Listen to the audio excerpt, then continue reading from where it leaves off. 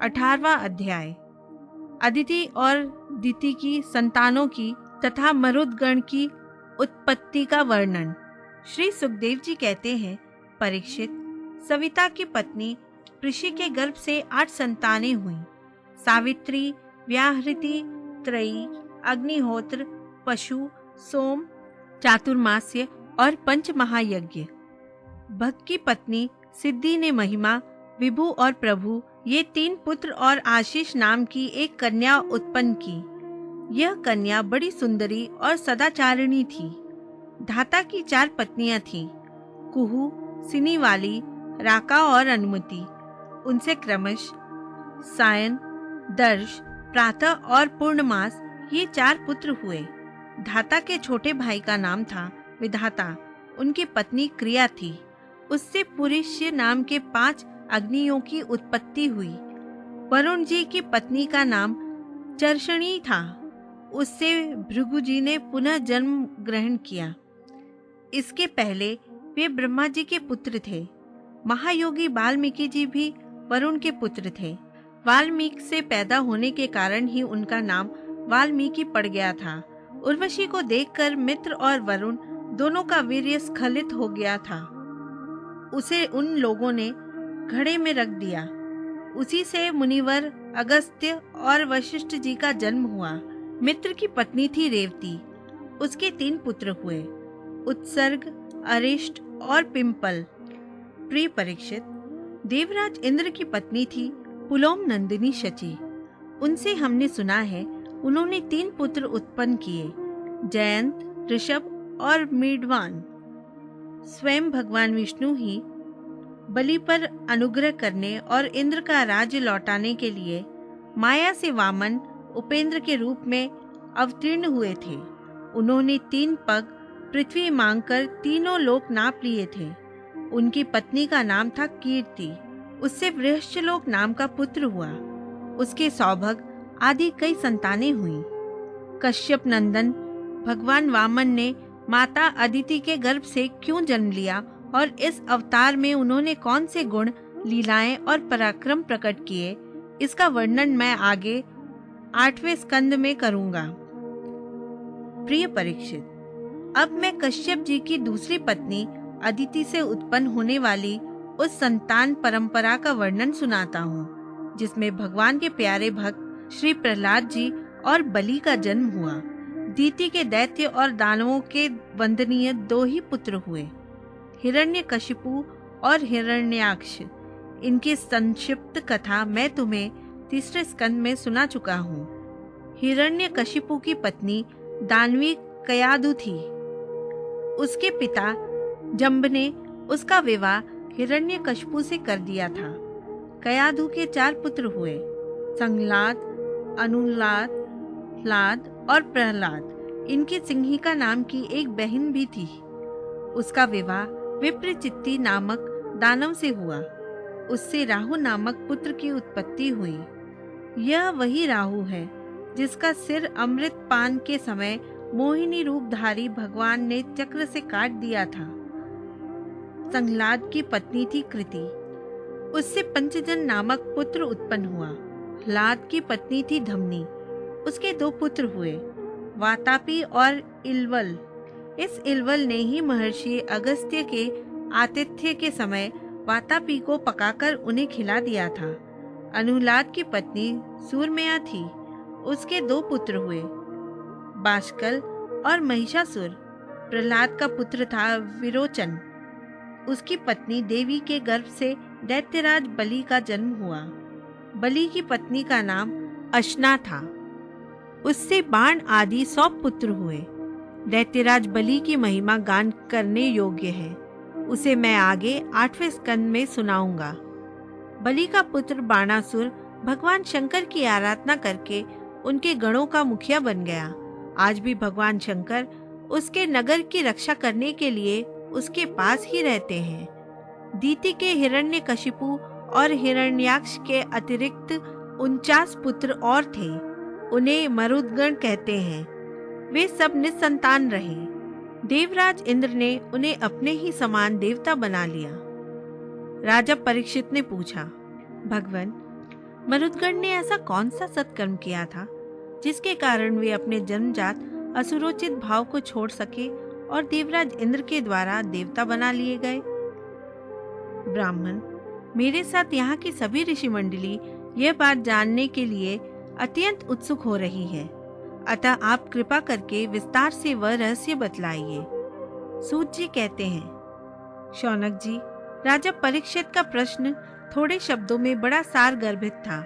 उन्होंने बड़े आदर से पूछा भी था, इसलिए सर्वज्ञ श्री सुखदेव जी महाराज ने बड़े ही प्रसन्न चित्त से उनका अभिनंदन करके यूं कहा। श्री सुखदेव जी कहने लगे, परीक्षित, भगवान विष्णु ने इंद्र का पक्ष लेकर दीति के दोनों पुत्र हिरण्यकशिपु और हिरण्याक्ष को मार डाला। अतः दीति शोक जी की आग से उद्दीप्त क्रोध से जलकर इस प्रकार सोचने लगी, सचमुच इंद्र बड़ा विषी, क्रूर और निर्दयी है। राम राम, उसने अपने भाइयों को ही मरवा डाला। वह दिन कब आएगा जब मैं भी उस पापी को मरवा कर आराम से सोऊंगी। लोग राजाओं के, देवताओं के शरीर को प्रभु कहकर पुकारते हैं, परंतु एक दिन वह कीड़ा, विष्ठा या राख का ढेर हो जाएगा। इसके लिए जो दूसरे प्राणियों को सताता है उसे अपने सच्चे स्वार्थ या परमार्थ का पता नहीं है, क्योंकि इससे तो नरक में जाना पड़ेगा। मैं समझती हूँ इंद्र अपने शरीर को नित्य मानकर मतवाला हो रहा है, उसे अपने विनाश का पता ही नहीं है। अब मैं वह उपाय करूंगी जिससे मुझे ऐसा पुत्र प्राप्त हो जो इंद्र का घमंड चूर चूर कर दे। दीति अपने मन में ऐसा विचार करके सेवा, शुश्रूषा, विनय, प्रेम और जितेंद्रियता आदि के द्वारा निरंतर अपने पतिदेव कश्यप जी को प्रसन्न रखने लगी। वह अपने पतिदेव के हृदय का एक एक भाव जानती रहती थी और परम प्रेम भाव, मनोहर एवं मधुर भाषण तथा मुस्कान भरी तिरछी चितवन से उनका मन अपनी ओर आकर्षित करती रहती थी।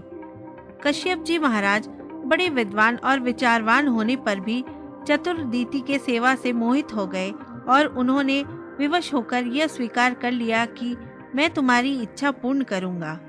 स्त्रियों के संबंध में यह कोई आश्चर्य की बात नहीं है। सृष्टि के प्रभात में ब्रह्मा जी ने देखा कि सभी जीव असंग हो रहे हैं। तब उन्होंने अपने आधे शरीर से स्त्रियों की रचना की और स्त्रियों ने पुरुषों की मति अपनी ओर आकर्षित कर लिया। हाँ तो भैया, मैं कह रहा था कि दीति ने भगवान कश्यप की बड़ी सेवा की, इससे वे उस पर बहुत ही प्रसन्न हुए।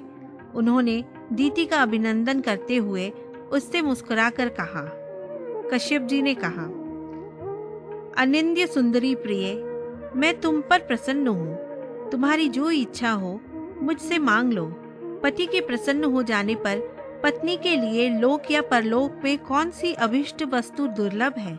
शास्त्रों में यह बात स्पष्ट कही गई है कि पति ही स्त्रियों का परमाराध्य इष्ट देव है।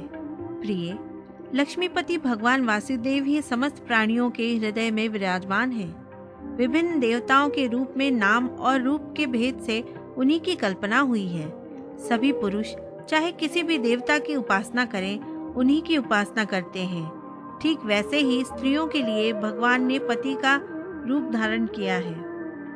एक मिनट यहाँ, इसलिए प्रिय, अपना कल्याण चाहने वाली पतिव्रता स्त्रियां अनन्य प्रेम भाव से अपने पतिदेव की ही पूजा करती हैं, क्योंकि पतिदेव ही उनके परम प्रियतम आत्मा और ईश्वर हैं।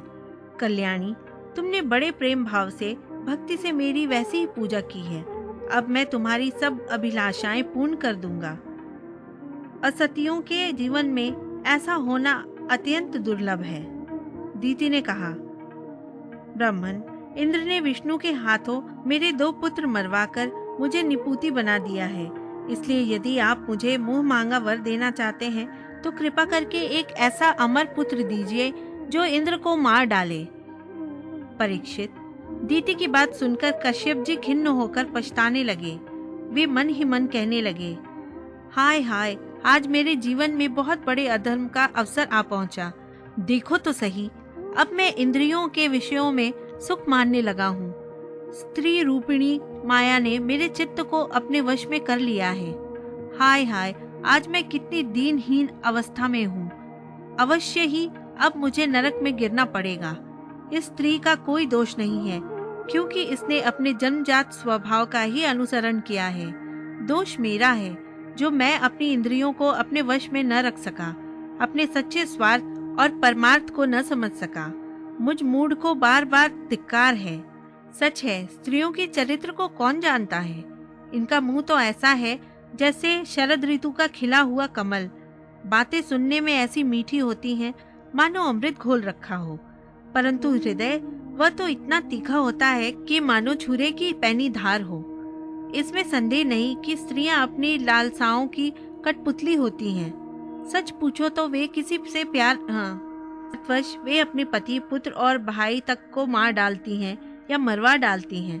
अब तो मैं कह चुका हूँ कि जो तुम मांगोगी दूंगा। मेरी बात झूठी नहीं होनी चाहिए, परंतु इंद्र भी वध करने योग्य नहीं है। अच्छा, अब इस विषय में मैं यह युक्ति करता हूँ। प्रिय परीक्षित, सर्वसमर्थ कश्यप जी ने इस प्रकार मन ही मन अपनी भर्त्सना करके दोनों बात बनाने का उपाय सोचा और फिर तनिक रुष्ट होकर दीति से कहा।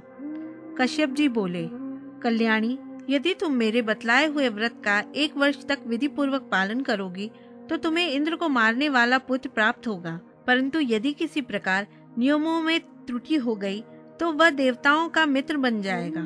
दीति ने कहा, ब्राह्मण, मैं उस व्रत का पालन करूंगी। आप बतलाइए कि मुझे क्या क्या करना चाहिए, कौन कौन से काम छोड़ देने चाहिए और कौन से काम ऐसे हैं जिनसे व्रत भंग नहीं होता। कश्यप जी ने उत्तर दिया, प्रिय, इस व्रत में किसी भी प्राणी को मन, वाणी या क्रिया के द्वारा सताए नहीं, किसी को शाप या गाली न दे, झूठ न बोले, शरीर के नख और रोएं न काटें और किसी भी अशुभ वस्तु का स्पर्श न करें, जल में घुसकर स्नान न करें, क्रोध न करें, दुर्जनों से बातचीत न करें, बिना धुले वस्त्र न पहने और किसी की पहनी हुई माला न पहने, जूठा न खाएं, भद्रकाली का प्रसाद या मांस युक्त अन्न का भोजन न करें, शूद्र का लाया हुआ और रजस्वला का देखा हुआ अन्न भी न खाएं और अंजलि से जलपान न करें, जूठे मुंह, बिना आचमन किए, संध्या के समय बाल खोले हुए, बिना श्रृंगार के, वाणी का संयम किए बिना और बिना चद्दर ओढ़े घर से बाहर न निकले, बिना पैर धोए, अपवित्र अवस्था में गीले पांव से उत्तर या पश्चिम सिर करके दूसरे के साथ नग्नावस्था में तथा सुबह शाम सोना नहीं चाहिए। इस प्रकार इन निषिद्ध कर्मों का त्याग करके सर्वदा पवित्र रहें, धुला वस्त्र धारण करें और सभी सौभाग्य के चिन्हों से सुसज्जित रहें।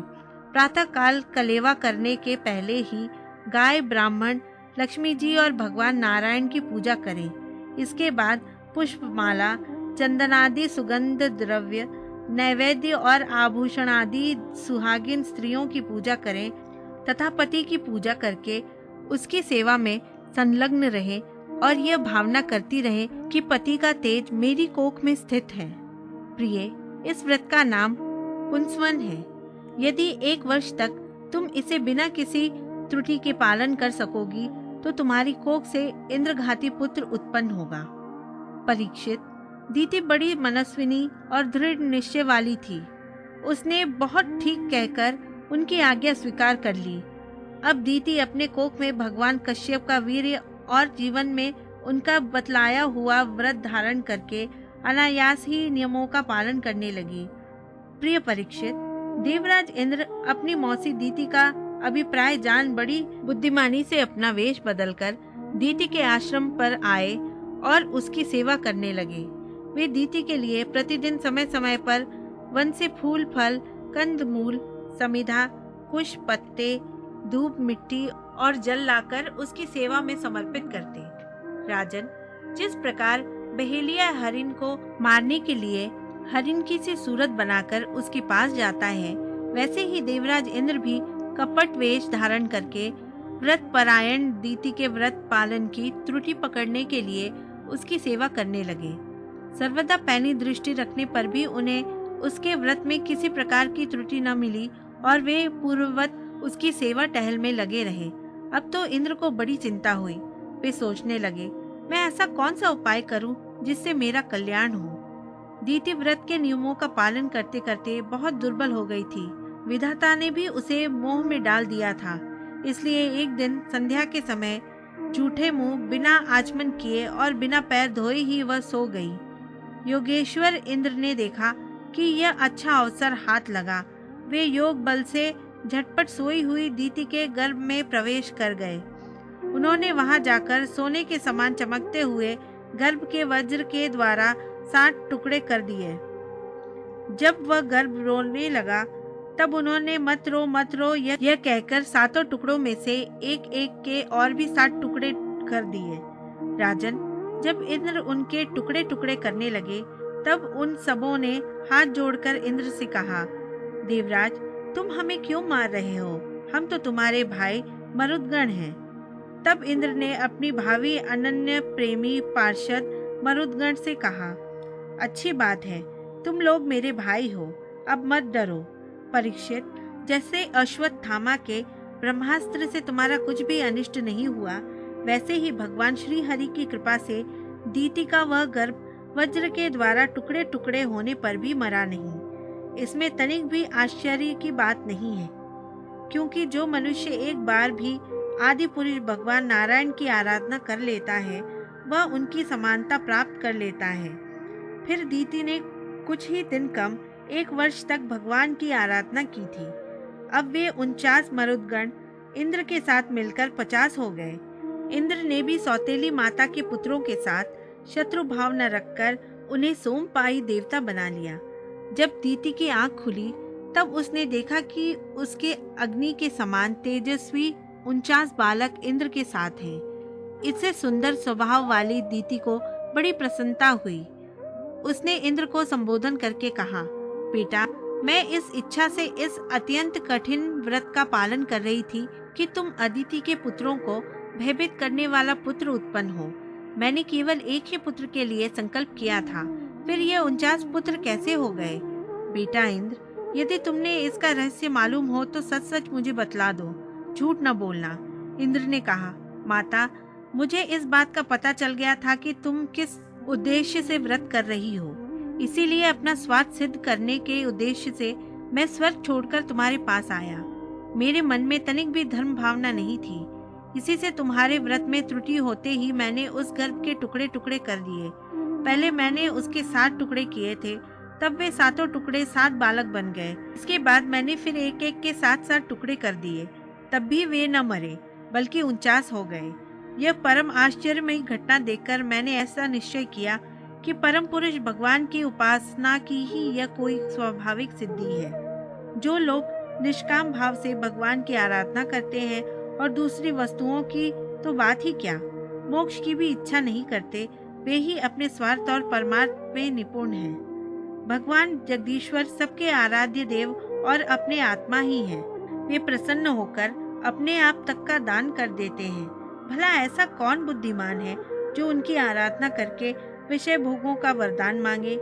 माता जी, ये विषय भोग तो नरक में भी मिल सकते हैं। मेरी स्नेहमयी जननी, तुम सब प्रकार मेरी पूज्या हो। मैंने मूर्खतावश बड़ी दुष्टता का काम किया है, तुम मेरे अपराध को क्षमा कर दो।